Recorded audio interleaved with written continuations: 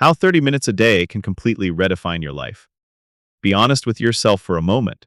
How many times have you set ambitious goals at the start of a new month or year, only to find yourself back at square one a few weeks later? You want to build a fitter body, learn a new skill, or launch a secondary income stream. But between your job, daily chores, and constant digital distractions, life gets in the way. At the end of the day, you're exhausted and your big dreams get pushed off to someday. The problem isn't a lack of talent or willpower. The real issue is that most people set goals that are too vague and overwhelming, causing the brain to naturally resist them. What if you didn't need to overturn your entire routine? What if you could make more tangible progress in the next month than you have in the past year, just by claiming a tiny fraction of your day? Welcome to the 30/30ths Focus Protocol. The framework is simple, yet incredibly effective. Pick one single priority, not 5, not 10. Choose the one lever that, if pulled, would bring the greatest positive impact to your life right now. 2. Dedicate exactly 30 minutes a day to it for 30 consecutive days. That's it. No complicated systems, no 4 a.m. wake-up calls, no burning out. What does this look like in practice? If you want to improve your health, spend 30 minutes doing structured home workouts or brisk walking every evening. If you want to build a personal brand or create content, spend 30 minutes every morning drafting posts, editing video clips, or scripting.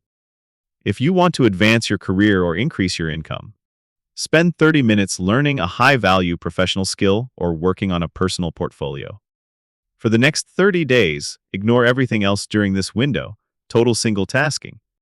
Why is a short 30-minute block so effective? There are 3 core psychological drivers behind it. 1. The 2% principle. A standard day has 1,440 minutes. 30 minutes is roughly 2% of your entire day. It is small enough that your brain cannot reasonably make excuses to avoid it, yet long enough to enter a genuine state of work and focus. 2. Micro deadlines combat procrastination.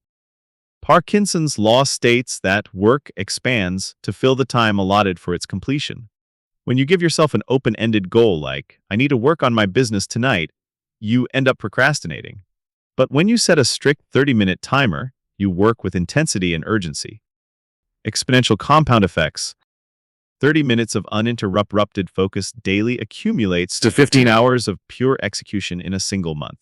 In a world full of distracted people, spending 15 dedicated hours on one skill puts you miles ahead of the average person.